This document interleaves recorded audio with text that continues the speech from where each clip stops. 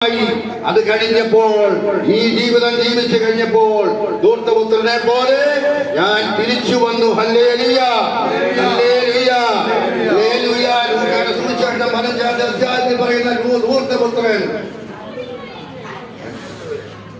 എന്ത് സംഭവിച്ചു? ധൂർത്തപുത്രനെ പോലെ ഒരു മനുഷ്യനായി തീർന്ന ഞാൻ ദൈവം എന്നെ തൊട്ടു. പക്ഷെ അന്നെല്ലാം എനിക്ക് കണ്ണിന്റെ കാഴ്ച ഉണ്ടായിരുന്നു.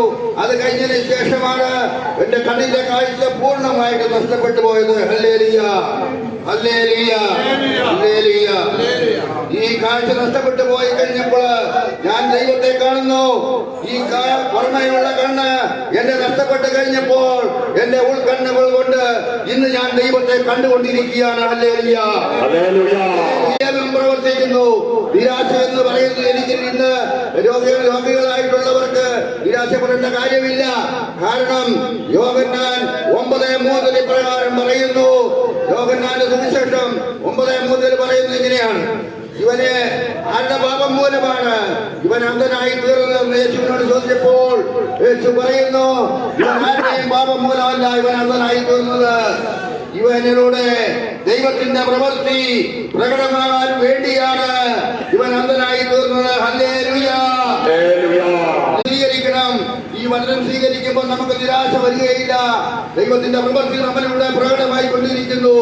ഇതാണ് അതുകൊണ്ട് ഒരു രോഗികളുടെ രോഗങ്ങളെ പ്രാർത്ഥിക്കുമ്പോൾ അല്ലാതെ നിരാശപ്പെടുകയോ ആത്മഹത്യക്ക് പോകുകയോ ചെയ്തിട്ട് യാതൊരു കാര്യമില്ല. അതുകൊണ്ട് നമ്മളൊന്ന് ചിന്തിക്കുക. ഈ കാഴ്ച നഷ്ടപ്പെട്ട് കഴിഞ്ഞപ്പോൾ ദൈവത്തെ അറിഞ്ഞു. ഇന്ന് കുടുംബത്തിൽ സമാധാനമുണ്ട്.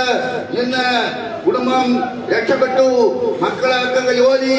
ഇന്ന് പോയ സമ്പത്തിന്റെ ഇരട്ടി സമ്പത്ത് ദൈവം എനിക്ക് തന്നു. കാരണം ഇതെല്ലാം ദൈവത്തിന്റെ മഹത്വമാണ്. Hallelujah, hallelujah. മദ്യപാനത്തിനും മയക്കുമരുന്നിനൊക്കെ അടിമപ്പെട്ടിട്ടുണ്ടെങ്കിൽ ദൈവത്തെ വിളിച്ച് പ്രാർത്ഥിച്ചാൽ മാത്രം മതി. വേറെ ഒന്നും ചെയ്യണ്ട. ദൈവം ഇടപെടും. മറ്റാർക്കും ഇടപെടാൻ സാധിക്കയില്ല. മറ്റാരെയും രക്ഷപ്പെടുത്താൻ സാധിക്കയില്ല. ദൈവത്തെ കൊണ്ട് മാത്രമേ രക്ഷിക്കാൻ സാധിക്കുകയുള്ളൂ.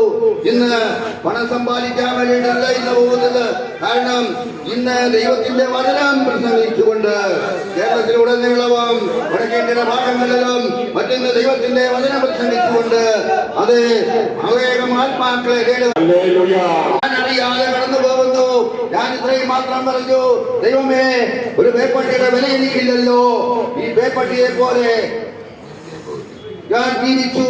ഈ പേപ്പട്ടിയെ പോലെ ഞാൻ ജീവിച്ചു കഴിഞ്ഞപ്പോൾ ഞാൻ എന്ത് ചെയ്യുന്നു? ദൈവമേ, എനിക്ക് തെറ്റുപറ്റിപ്പോയി, എന്നോട് ക്ഷമിക്കണമേ.